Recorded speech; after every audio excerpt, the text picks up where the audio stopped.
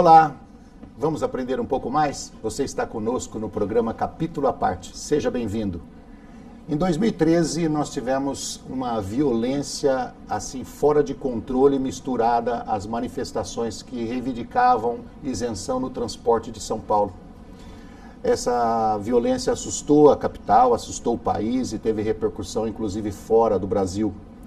Como bons jornalistas, como bons investigadores, o William Novaes, a Esther Solano, e o Bruno Paes Manso estiveram perto desse pessoal que chamava-se Black Blocs, entrevistaram e conseguiram uma visão diferenciada daquilo que estava sendo anunciado pela grande mídia. Eles foram verificar quem eram essas pessoas, o que eles queriam e como eles agiam. Eu estou aqui com o William Novaes, que vai falar sobre o livro, que foi o 12º livro-reportagem da coleção História Agora, né? O livro Mascarados, que está aqui conosco. Exato. Tudo bem com você, William? Tudo ótimo, Roberto. Muito obrigado pelo convite e vamos conversar. Bom, em primeiro lugar, essa coleção de 12 livros já, em todas elas foram escritos às 3 mãos também? Não. São 12 livros de 12 autores diferentes. Alguns em duplas, outros em trio, outros individuais, que tratam do cenário político brasileiro, cenário político e comportamental brasileiro. São os famosos Stantes Books, são livros do momento, livros sobre crises políticas, sobre biografia de grandes políticos, de grandes personalidades, de grandes temas do jornalismo brasileiro. Essa coleção ela já recebeu 6 prêmios Jabuti de livros-reportagem no Brasil. Que maravilha! Hoje é o grande retrato do momento para a literatura de jornalismo investigativo, livro-reportagem, essa história agora da geração editorial. Esses livros, então, ele tem... cada livro tem autores diferentes. Exatamente. Os 12 livros, tá. Isso. O que você participou é esse Mascarados. Exatamente. Que envolve toda a ação dos Black Blocs e aí por diante. Bom, como é que aconteceu isso? Como é que vocês se envolveram nesse meio? Exatamente, é muito interessante. Em junho de 2013 aconteceu o cataclisma político no Brasil, aquela erupção de manifestações todos os dias, 10, 30, 50 mil pessoas nas ruas pedindo o fim da corrupção. Com isso surgiram os Black Blocs, que não é uma invenção brasileira, é uma invenção da Europa, dos Estados Unidos, que vieram para o Brasil, que são os blocos negros, são pessoas mascaradas que surgiam no meio das manifestações e nos finais das manifestações com podemos dizer, o teatro da violência. E os 3 autores não conseguiam identificar isso na imprensa, quem eram essas pessoas, o que eles queriam. Surgiu a imprensa, a grande imprensa os nomeou de vândalos. Os mascarados, vândalos, terroristas. Isso é inadmissível, porque não tinha voz de nenhum Black Bloc nos jornais. E a gente precisava entender.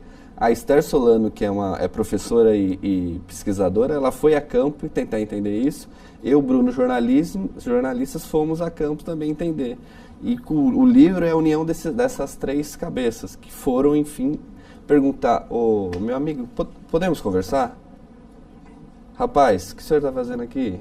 Enfim, mas eles tiravam a máscara para conversar com vocês? Sim. A máscara é um teatro. Esse mesmo rapaz que a polícia não conseguia identificar, há 10 minutos antes de estar mascarado, ele estava na mesma posição sem a máscara na manifestação. A máscara é um ritual que eles usavam para provocar a desordem pública, reivindicar algo que eles desejavam, que era chamar atenção para aquela manifestação.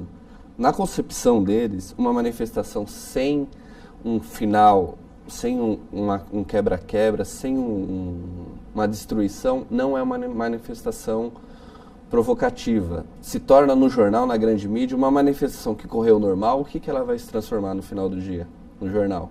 Uma nota coberta. Sim. Com isso, eles conseguiram trazer à tona essas grandes manifestações para a primeira página do jornal.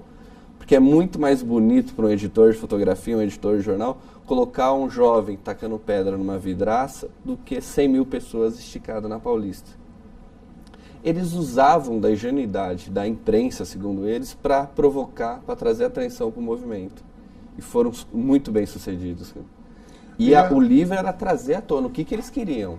Eu já queria falar bem assim, provocar o nosso público, né, provocar os nossos telespectadores, as pessoas que estão nos assistindo, que o livro ele é bem polêmico. Sim. Eu acredito que vale a pena ler exatamente por causa disso, porque nós passamos medo, nós passamos assim raiva, né? A gente tinha ódio de ver aquele pessoal quebrando vitrines, destruindo agência de automóvel, falar assim, poxa, para que isso? Para que essa violência? Por que não fazer pacificamente? E de repente você vem e fala assim, olha, tem uma outra versão da história, Sim. né? Então eu acredito que para aqueles que gostam de polêmica, para aqueles que gostam de investigar também, e aqueles que não ficam somente com a versão da grande mídia, a versão oficial, ler o livro é importante. Sim, muito. É importante, porque você vai mostrar um lado da sociedade que não era ouvido, é isso? Exatamente. Exatamente. Esse lado, ele foi encoberto durante 1 ano. Foi o tempo que nós levamos na pesquisa. Foram 12 meses, foram mais de 50 manifestações que participamos. Ou os 3 juntos, ou cada um na sua posição, um ia, o outro ia. Passamos logo uma pergunta que o senhor fez, passou pedra perto da nossa cabeça, tiro de borracha, bomba de gás lacrimogêneo, tiro de verdade. Vimos pessoas que estavam conosco trabalhando, perder um olho. Jornalistas sendo agredidos, a gente viu de tudo. E também o que a gente quis trazer, e acho que conseguimos, o livro é polêmico? Sim, o livro é polêmico. A proposta no jornalismo, do livro-reportagem, minimamente eu acredito que ele tenha que ser polêmico. Porque se ele não for polêmico, ele vai estar numa página no jornal e o assunto se esgotou. É polêmico, é importante que se diga pelo seguinte, você não se coloca de lado nenhum. Nenhum. Como escritor do livro.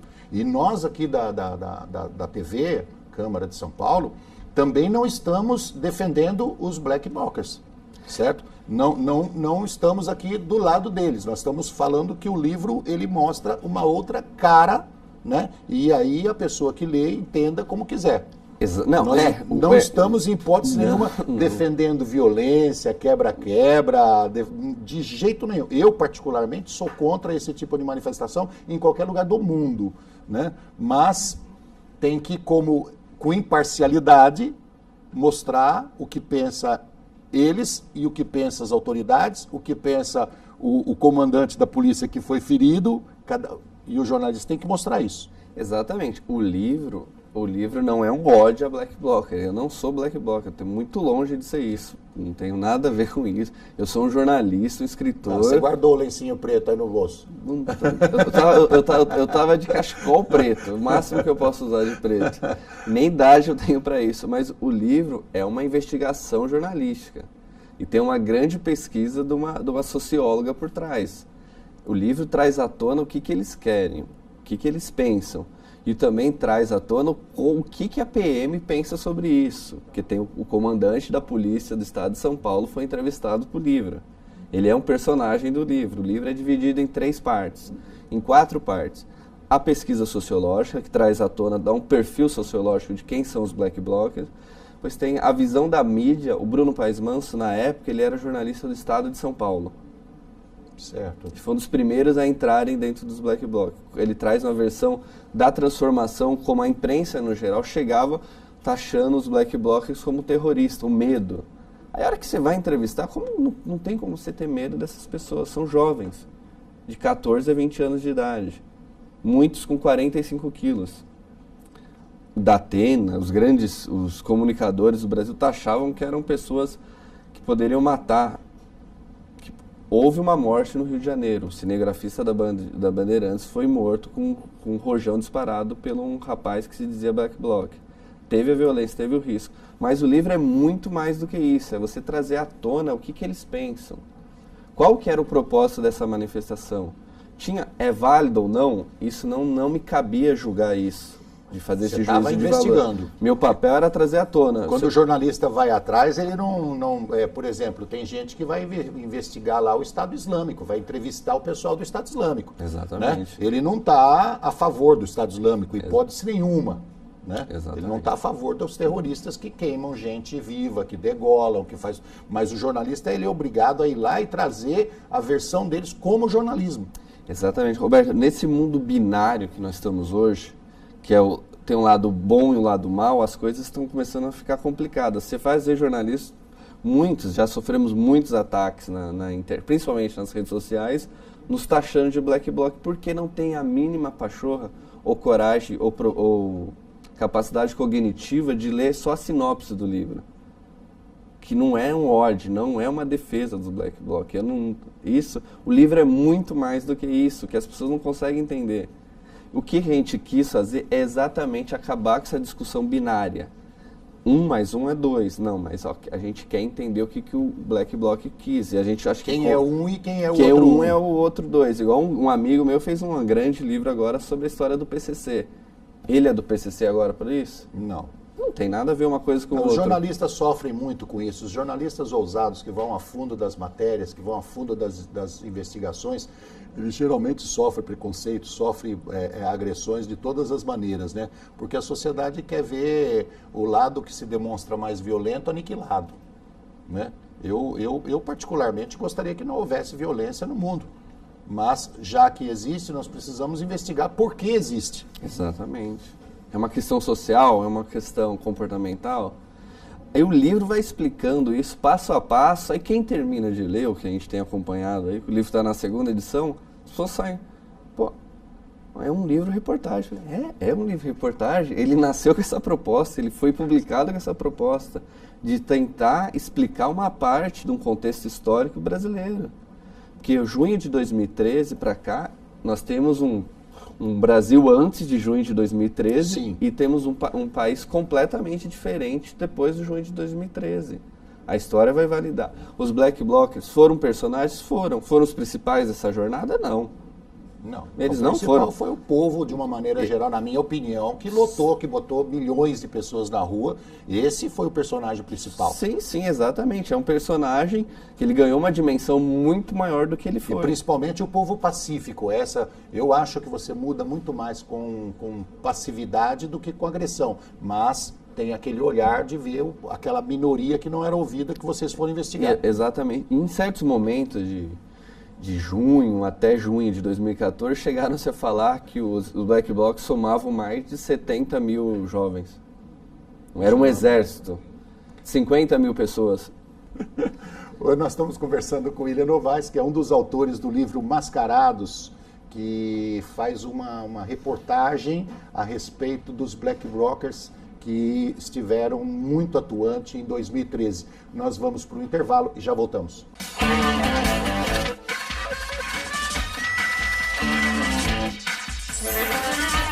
Estamos de volta com o programa Capítulo à Parte. Hoje conversando com o William Novaes, que é, junto com a Esther Solano e o Bruno Paes Manso, autores do livro Mascarados, que aborda de forma bem imparcial a maneira como os black blockers agiram em 2013.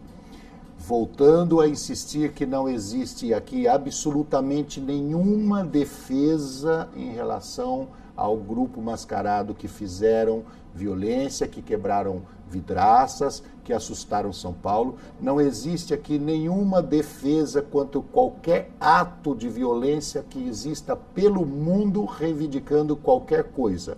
É simplesmente uma investigação jornalística que coloca os dois lados da coisa como investigação. Certo? Correto. William, como que bate assim um clique no jornalista de falar, poxa, eu vou lá olhar aqueles caras, eu vou conversar com eles, sendo que, de repente, você está vendo na televisão aquilo quebrando, e bomba soltando, e bala comendo, e pedra rodando, e de repente você fala assim, eu vou lá conversar com aqueles caras. Por que surge isso na cabeça do jornalista? Qual é o estalo que dá? Eu acho que esse é o estalo principal da profissão. O dia que a gente vê eu pelo menos, ver um tema muito polêmico, que não está sendo contada a história do jeito que ela deve estar, e eu tenho a possibilidade de ir, eu vou atrás. Mas por que você chega à conclusão de que ela não está sendo contada a história, sendo que existia ali, nas manifestações de 2013, tinha, 300 mil câmeras rodando, certo, entre celulares, perfeito, e câmeras de grande porte, 300 mil rodando no meio daquelas manifestações, e todas elas com um objetivo único, né? Mostrar que estava tendo um quebra-quebra, que aqueles caras eram bandidos, né? Todas elas com esse intuito. Exato. Aí você olha isso, eu pelo menos assistindo a televisão via, nossa, aqueles caras são loucos, aqueles caras são bandidos, tem que ser preso, né? Como é que você consegue dar um clique e falar assim, não, eu quero ver o outro lado? O senhor me falou muito interessante, haviam 300 mil câmeras voltadas para eles, não é pergunta se tinha um microfone para ouvir o que eles tinham a dizer. Ninguém.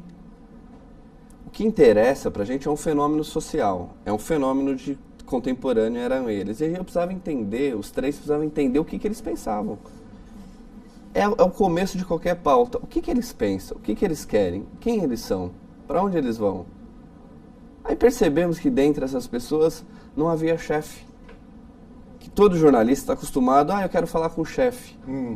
Não existe chefe. O líder do grupo. O líder, o chefe, o número 1, ou seja, alguma pessoa responsável por todos, assessoria de imprensa do movimento, assessoria de como comunicação. existia nos grupos que estavam organizados para ir, todos os pra grupos, rua e tudo todos mais. os grupos, desde sempre existe uma hierarquia, uma liderança, uma hierarquia vertical. Existe o chefe, existe os números abaixo. Os black blocs não. Eles não têm chefe, é uma organização, é um grupo horizontal. Isso porque a imprensa não sabia lidar. As 300 mil câmeras focavam eles, mas não tinha microfone porque não sabia. Como eles se organizavam? Muito interessante. Eles se organizavam por uma coisa muito moderna e muito que estava chegando no Brasil, que era o WhatsApp. Eles falavam por redes sociais. Eles combinavam os encontros e muitas coisas eram muito simultâneas. Os jovens se identificavam. Essa coisa que são os bandidos, os baderneiros, muitos jovens do outro lado da televisão começaram a se identificar com aquilo, com as primeiras manifestações. E muitos que nós entrevistamos foram para lá através da imprensa. A imprensa convocava, indiretamente, conseguia convocá-los para dentro daquele grupo, daquela organização, daquele punhado de jovens que estavam reunidos, através de todos têm em comum, que é a anarquia. Mas quando você ia entrevistar algum deles, então, certo.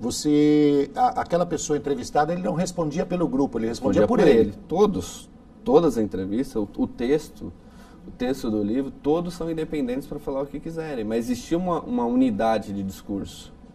Você comecei a ver, mas tinha uns que tinha uns que queriam protestar contra a polícia. Muitos queriam protestar pela polícia. Por quê? Eram jovens, negros, moradores da periferia de São Paulo, pobres, que sofreram em algum momento, na mão da PM. E por outro lado, você tinha uma PM que começou a tratar esse grupo de uma forma completamente desproporcional. A própria polícia militar, ela valorizou em muito o passe dos black blocs, porque colocar um grupo inteiro da tática em cima dos black blocs era completamente descabível. Teve muita sorte, Roberto, nesse 1 ano de apuração, porque, além de tudo, corria o risco de ser ferido, fisicamente ser ferido. Minha mãe ficava em choque lá. Todos os nossos parentes ficavam em choque, porque a violência era extrema, a gente estava dentro do foco. Enquanto toda a imprensa estava atrás... Teve jornalista que morreu, teve jornalista que perdeu vista. No Rio de Janeiro, o jornalista morreu. Sim, o cinegrafista morreu. Todo jornalista aqui na imprensa em São Paulo, onde foi a nossa maior pesquisa, eles ficavam atrás do cordão da PM. Aí, obviamente, essas pessoas só teriam o lado oficial da história. E nós não estávamos escrevendo uma matéria para o dia. A gente estava escrevendo um livro do momento histórico do Brasil. E tinha dia que nós estávamos junto com a PM para entrevistar a PMs, e do outro dia a gente estava junto com os Black Bloc para entrevistá-los dentro da ação, para conseguir escrever, reproduzir o momento da ação, como que ela acontece, por que ela acontece, quais são as táticas que eles usavam. Por isso, esse clique que tem, muitos dizem que é um pouco de insanidade também, que é um pouco que todo jornalista deve ter, que é a barreira do medo pra gente é um pouquinho diferente da sociedade normal. O que você vai ter medo? Não, pra gente era um motivo de pesquisa. Era a proposta nossa, era estar ali mesmo para isso. Os jornalistas estão lá na frente, no campo de batalha, onde a Exatamente. bomba está explodindo, onde a bala está zoando no ouvido, o jornalista está lá na frente, né? O jornalista está tirando fotografia do pessoal correndo lá na Síria com um filho no colo, quer dizer, ele está na linha de frente. Então o jornalista realmente tem que ter um padrão de medo diferenciado. Exatamente, senão ele não sai de casa. Porque senão ele... Que dá medo? Obviamente que deu muito medo. Muito medo. Ouvir uma bala de borracha passar perto da tua orelha é uma coisa mais assustadora que tem. Uma bomba estourar num pé de amigos, podia ser o seu, podia ser o nosso. Mas essa, enfim, era toda essa adrenalina, essa magia, era isso que o livro tem. O livro tem, ele é explosivo, ele não é um coquetel molotov, mas ele é uma explosão de informações que não teve quem contou. Tem outros livros. E você disse para mim que o número de black blockers que estavam reunidos lá nessas manifestações, o número que você contou para mim, eu fiquei de queixo caído, né? Porque pelo que a gente via na televisão, dava a impressão de que numa manifestação de 200 mil pessoas, 300 mil pessoas que foi para Paulista, nós tínhamos lá 10 mil baderneiros. Né? Você falou para mim que o número é de 70. Roberto, 10 mil pessoas quebrando tudo, eu acho que não sobraria a Paulista em pé. Cara. Acho que derrubariam e implodiriam alguns prédios. Cara. Eram 70 pessoas. Em algumas 40. Então, mas a impressão que dava era... A impressão é muito boa. A imprensa, se você perceber, todas as imagens dos Black Blockers são planos fechados. Para quem está assistindo, plano fechado é quando você fecha a imagem, você dá um foco num determinado momento. Se você fechar... Só naquele movimento, naquela ação. Exatamente. 70 pessoas juntas de preto, mascaradas, provoca. É impactante. E mais alguns quebrando vidraças, colocando um carro da polícia de ponta cabeça, é muito forte. Agora, isso. tinha no meio desse pessoal que estava exatamente focado em fazer este teatro, porque você relata no livro que eles mesmos disseram, os black blockers disseram que eles não estavam ali quebrando porque queriam quebrar, eles estavam fazendo um teatro. As máscaras eram um teatro para chamar a atenção da sociedade para reivindicações que eles queriam, não aquele movimento queria. No meio deles tinha algum que fosse realmente bandido, que misturou no meio dos black blocs, estavam fazendo por prazer? Nós não identificamos. Se existiu, passou batido, infelizmente. Mas a gente acredita que não, que nós ficamos 1 ano investigando eles. Em 1 ano, você conhece todo mundo. Mesmo que a pessoa consegue te enganar 1 vez, 2 vezes, 2 meses, 3 meses, sim. Não identificamos bandidos. Eu estou querendo dizer o seguinte, desses 70 pessoas, você entrou no meio deles e investigou, mas eu estou falando na hora da ação. Poderia pode ter algum vândalo, algum bandido, poderia ter algum curioso, revoltado com a vida. Poderia ter, teve de tudo. Nós vimos numa manifestação... Fez sem saber por que estava fazendo, fez porque gosta. Fez porque gosta e também fez porque é doente mental.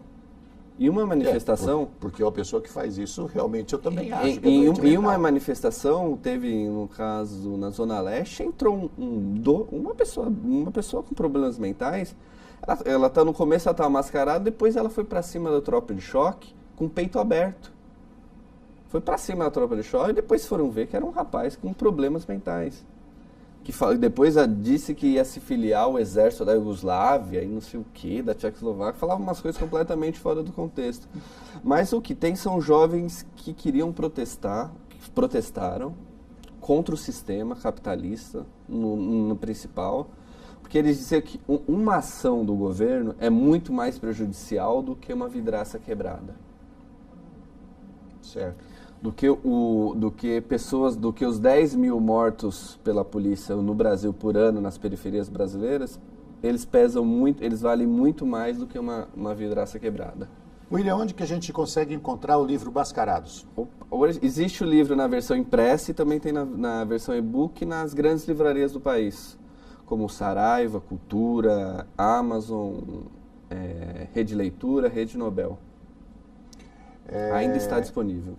Voltando a confirmar, tinha uma parte do livro que você disse que tem um filhinho de papai, um cara rico, que foi dar uma lição de moral numa dessas pessoas agressivas e ele ouviu umas verdades que ele não queria ouvir. Exatamente. Me conta rapidamente que nós estamos já para o final. Então, sim, são vários perfis tem no livro retratando alguns dos Black Blocs, alguns que a gente achou que contextualizava todo o total. Esse é o Barão, podemos dizer que é um milionário paulistano, uma família quatrocentona, uma família de elite, que ficou indignado, saiu do escritório dele na Avenida Paulista e desceu para criticar os Black Blocs.